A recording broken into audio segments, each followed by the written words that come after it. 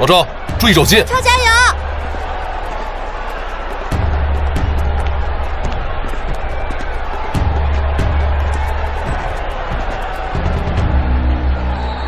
开始。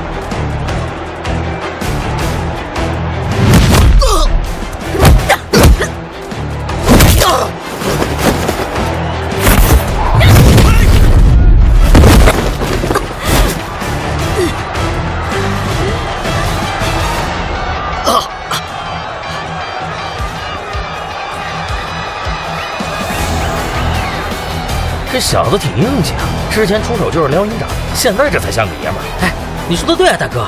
不过这小子这么点时间就变得这么厉害了。哎，咱们当时要遇到他的时候，要像现在这么厉害，咱们全都得进医院。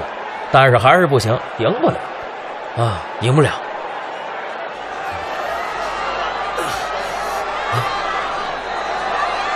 老超，你怎么样？要不要终止比赛？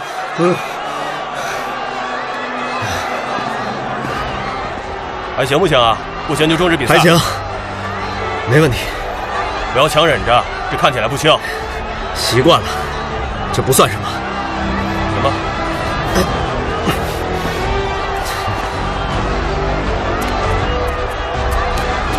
不是吧？就这几下就想打伤我？钢筋铁骨美少女，知道吗？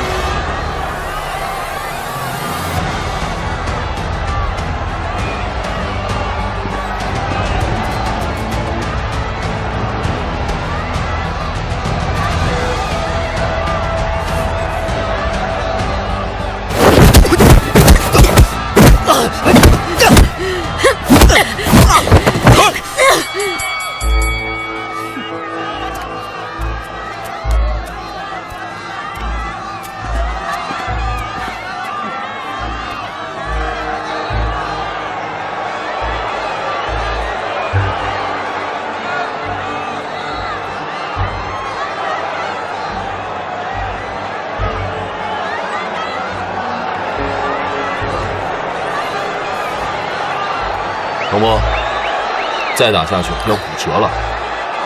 确实是，这次他好像就是冲着伤人来的。